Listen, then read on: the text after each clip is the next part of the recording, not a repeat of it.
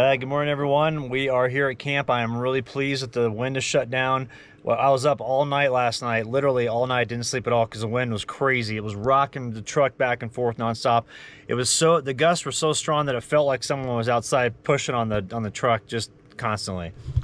So we're in this real nice meadow camping. It was really awesome 4x4 to get here last night.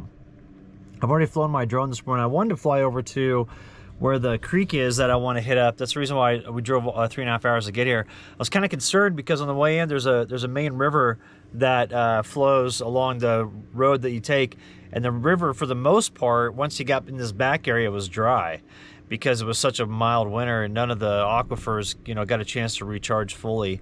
And so as a result, I thought that maybe this area might not have any water, but luckily I flew the drone over this morning and it looks like there's water in this ravine. So it's 2 ravines over, and the trail to get there looks to be pretty just straightforward. Just the trailhead's literally just right here next to camp, just right over there.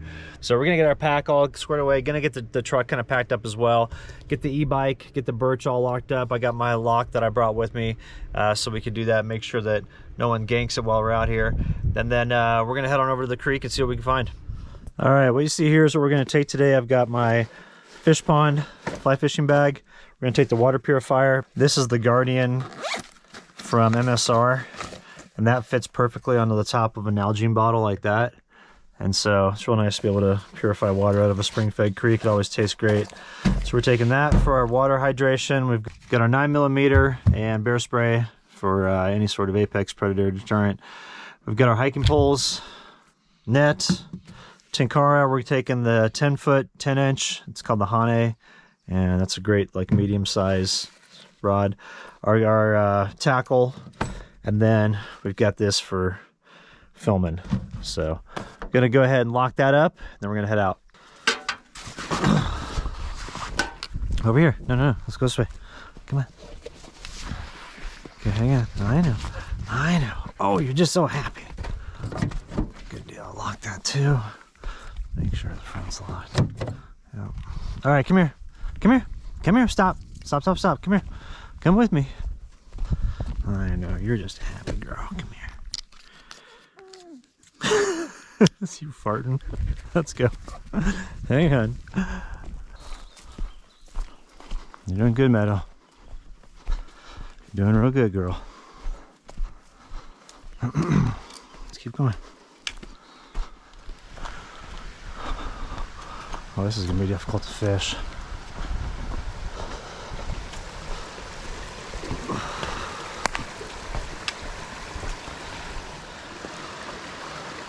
Should we go across here and see if there's a trail on the other side? Let's go over here.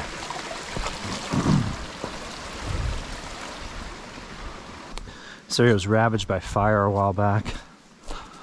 So you're gonna see lots of down trees around here.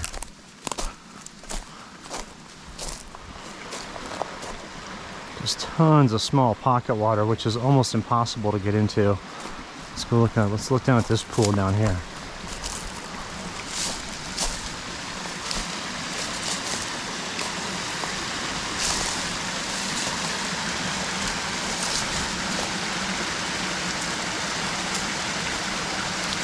seeing any. Huh. I did see some fish flash in here, but it'd be impossible to get a fly into it. But look at this little creek. It's just gorgeous. Just meanders along through this little river valley, or this little canyon area, and totally crystal clear, so it's really pretty back in here.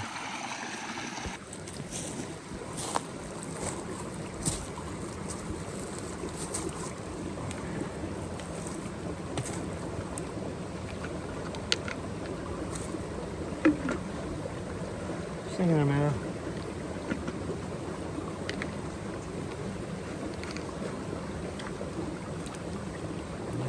Cool.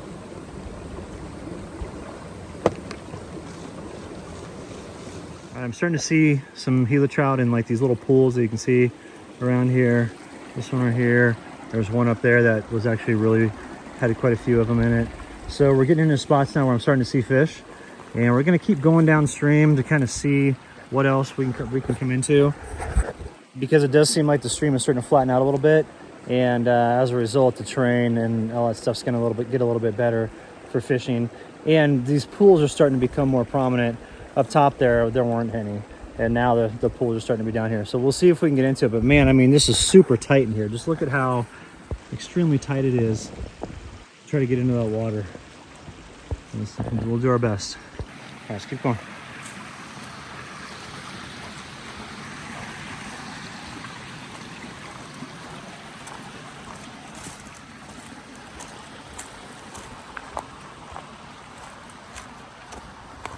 Gosh, this is going to be impossible to fly fish.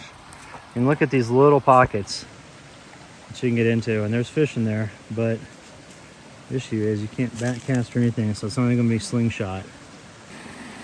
All right, I found a couple pools which I think we can get into. First, we're going to try that one up there. There's a deep little channel that goes through it. See what we can come up with. If that doesn't work, we're going to come walk down over here, stand on this rock, and slingshot flies into here, and hopefully not get caught up on all that scrub brush that's down there. This is one of the most challenging creeks I've ever been to. But don't worry, we're gonna crack the code. We'll get ourselves a fish, I hope. I'm talking big, but we'll see what happens. Dude, look at how tight this is. There's no way you could fish this. This is perfect habitat for these fish, for the Gila trout in here to really do well, because they're not gonna have many people in here fishing for them, that's for sure. I think this is the only spot we might be able to get into over here. We're gonna have to slingshot it in. It's not gonna be easy. But this is the spot where I saw a trout over here in that little pocket right there in front of us.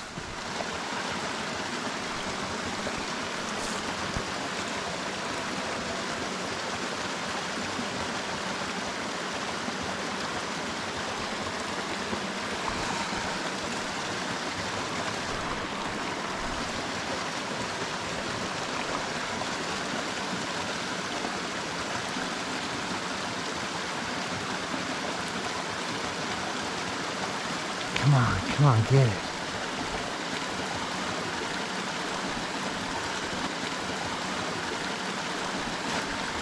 Got one. Got one. Holy cow. Holy cow, I got one. Haha. Toughest creek I've ever fished. And it's a Gila. Heck yeah. I just want to make sure I don't go in the water here. Come on, buddy. All right, we got you. Get in the net. Yes, yes, yes. We got a Gila. Woo! Oh, this is by far the toughest creek I have ever fished in my entire life. All right, let's get my hands wet here. I can pick this guy up. Beautiful fish. Heck yeah, dude. And the fly just went off right as he got in. We're gonna go for one more. I think we had a bite just a second ago. As long as I get it right in the middle there. There we go.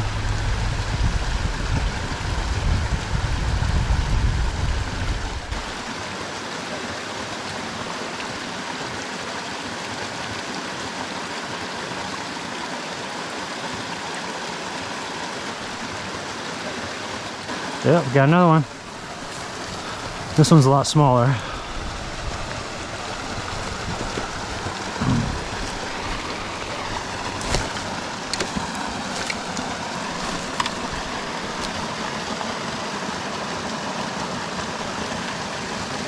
So it's got better par markings on it as well.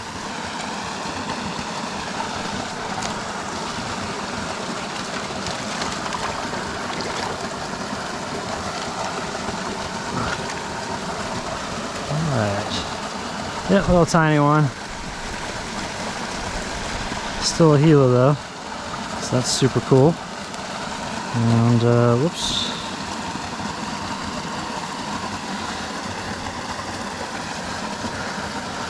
There we go. Beautiful fish. Look at that.